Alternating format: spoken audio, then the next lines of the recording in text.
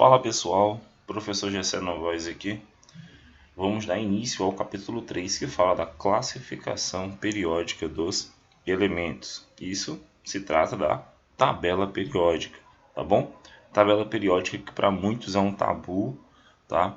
Muitas pessoas já pensam que o estudo da tabela periódica é decorar os elementos químicos, mas isso está um pouco errado, certinho? Então, a tabela periódica, a gente tem que ter em mente que ela é um instrumento de consulta, tá? E por isso, ela deve nos fornecer informações das quais a gente precisa. É como se fosse uma biblioteca, na verdade, uma biblioteca dos elementos químicos. Você precisa da informação de um elemento químico, você vai na tabela periódica e ela vai te fornecer, tá bom? As informações, tá? Você tem que saber utilizar. E é isso que a gente vai fazer ao longo desse capítulo, certinho? Então, existe, né, esse nome periódica, né? A gente vai entender por que existe esse nome periódico, tá bom? E também vamos aprender como ela traz essas informações para a gente. A tabela, como a gente conhece hoje, com esses elementos nos quadrinhos, né? Tem toda aquela tabela retangular com algumas colunas e linhas. Ela não foi assim desde o início, né? Ela teve um histórico. E o objetivo da aula de hoje é justamente falar desse histórico, de onde começou as primeiras ideias até a tabela periódica atual, tranquilo? Então, pelo histórico da tabela periódica, em 1650, tá? Há muito tempo atrás, apenas 11 elementos químicos eram conhecidos, né? Prata, arsênio, ouro, carbono, cobre, estanho, ferro, mercúrio, enxofre, chumbo e antimônio, tá certo? Dentro de toda a variedade que a gente tem de elementos químicos hoje, tá? Centenas de elementos químicos naquele tempo, apenas 11 eram conhecidos. No início do século XIX, tá bom? Porém, esse número já tinha sido triplicado, tá bom? Os pesquisadores, né, os cientistas da época, os químicos conseguiram coletar mais elementos químicos na natureza e foram descobrindo as suas propriedades. Então eles buscaram organizar esses elementos químicos, né, porque ia ficar uma bagunça, tá bom? Levando em consideração suas características e também suas propriedades. Eles criaram classificações e tabelas que pudessem facilitar a utilização das informações adquiridas até então. Então, como não tinha muito elemento químico, eles começaram a dividir em tabelas, pequenas tabelas, né? E aí foram dizendo, ó, quem está nessa tabela tem certa propriedade, quem está em outra tabela, tá bom, vai ter uma outra classificação, outra propriedade. Então, o químico alemão Johann Dobenheim, em 1829, muito tempo depois, né, gente? Ele verificou que poderia reunir os elementos químicos em grupos de 3, tá?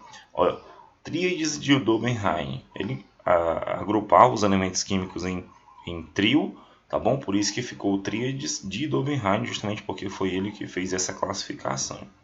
Então ele fez isso por causa das suas propriedades, que eram semelhantes, e aí ele organizou o que pode se considerar a primeira classificação científica dos elementos químicos, as tríades, tá bom? Então as tríades de Dobenheim é como se fosse aí a primeira tabela periódica. E ela era bem simples, galera. Ó, a primeira tríade tinha aí o lítio, o sódio, o potássio.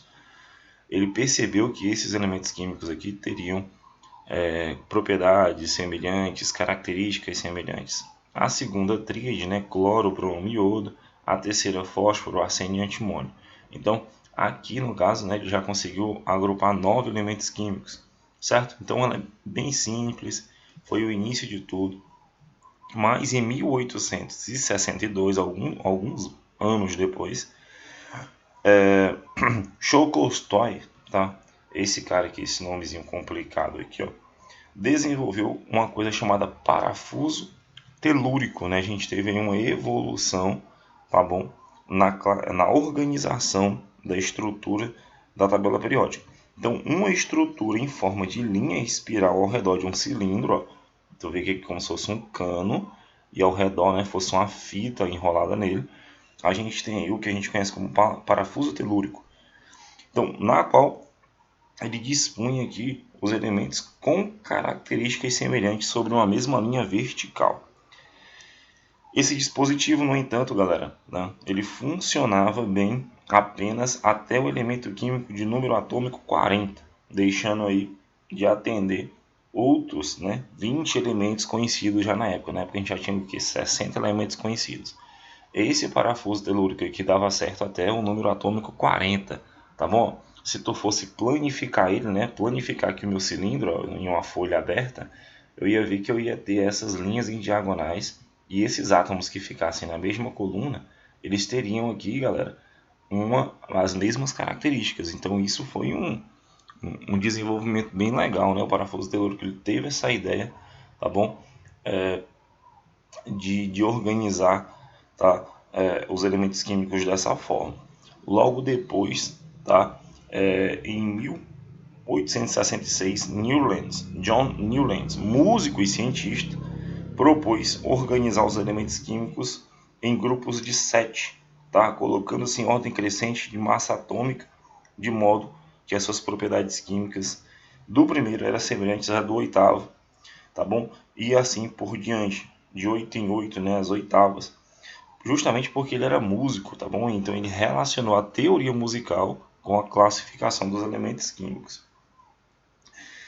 Mas, tá, depois de um tempo, a periodicidade dos elementos químicos, a classificação dos elementos químicos, como foram surgindo vários e vários elementos químicos, essas organizações elas não foram, não supriam, tá, o tanto de elemento químico que aparecia.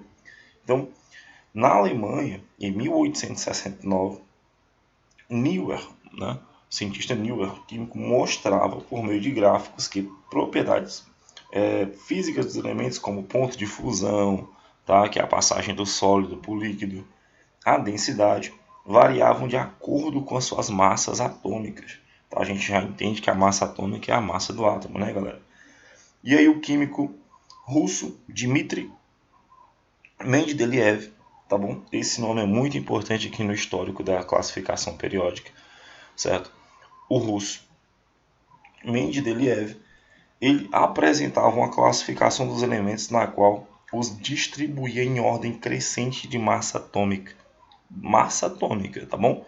Deixando, porém, alguns lugares vagos, que segundo ele, eram elementos químicos que ainda não eram conhecidos. Então, o Mendeleev ele organizou, não dessa forma como a gente está vendo aqui é a tabela periódica atual, tá bom? O Mendeleev ele organizou os elementos químicos em ordem de massa atômica, tá? Nos trabalhos dele, né, ele anunciou a lei periódica segundo o qual as propriedades físicas e químicas dos elementos são dependentes das suas massas atômicas. Então ele defendia que a massa atômica do átomo era o que definia a propriedade daquele átomo, né? É o que definia as características daquele átomo, tá bom? E aí ele dividiu, tá bom, gente, uma estrutura em linhas, ó, como a gente está vendo aqui, tá? Na vertical, e na horizontal ele dividiu em colunas. Quem estava na mesma linha, tá bom? Tinha aí propriedades semelhantes, tá bom? Da mesma forma que como ele dividiu em colunas, só que ele organizava em ordem de massa atômica. Faça essa anotação. O Mendeleev organizava em em ordem de massa atômica.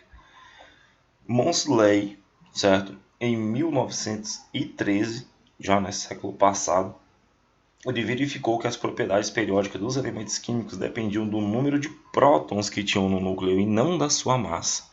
Tá? A tabela do Mendeleev foi bem importante, né? Tinha espaços vazios porque eram elementos químicos que ele ainda não conhecia, mas ele organizava em ordem de massa atômica. Logo depois, o Moseley, em 1913, ele descobriu, né, que a periodicidade, tá bom, dos elementos químicos dependia do número de prótons, né, o número atômico Z, que a gente conhece. E aí ele corrigiu algumas poucas falhas da tabela de Mendeleev. Ele colocou os elementos químicos organizados em ordem crescente de número atômico, chegando à tabela periódica atual. Hoje a gente tem aqui ó, o hidrogênio com número atômico 1, aí já pula aqui para o hélio, tá? Com o número atômico 2 na coluna de baixo. O lítio com o número atômico 3, o berílio com o número atômico 4, e por aí vai, ó, em ordem crescente de número atômico. A tabela atual ela é organizada, tá, em linhas e colunas, mas com os elementos químicos em ordem crescente de número atômico, tá bom? E não de massa atômica. Então, essa é a tabela atual, tá certo? E aí a gente tem, né, que entender como é que é essa estrutura aqui de forma mais minuciosa quando a gente for estudar aí os períodos, tá bom? E também as famílias da tabela periódica. E aí a gente vai entender como localizar um elemento químico, né? O que a tabela quer dizer em cada quadrinho desse, certinho? Então é importante que a gente tivesse visto esse histórico antes da gente ir para o estudo dos elementos químicos dentro da tabela periódica. Então, a periodicidade que eu falei para vocês, que tem esse nome tabela periódica, significa, né, um fenômeno que se repete em intervalos regulares ao longo de linhas horizontais da tabela periódica. Então, esses elementos químicos aqui, ó, que estão nessas mesmas linhas, eles têm uma certa periodicidade, tá bom? As propriedades deles vão se repetindo, tá? Em cada coluna dessa a gente tem uma família onde os elementos químicos têm características semelhantes. Por isso que eu digo tabela periódica, porque é algo que vai se repetindo e fica tudo, né, de forma organizada. A gente vai entender tudo que está aqui dentro, passo a passo. Não vamos decorar a tabela periódica, pessoal. A gente vai aprender a usá-la, tranquilo? Então essa é a primeira parte que eu falo aí do histórico. Próxima aula a gente já vai passar para as propriedades periódicas, tá bom? E aí você vai ficar craque, tá certo? Aí na arte de usar a tabela periódica. Então um forte abraço e até a próxima aula.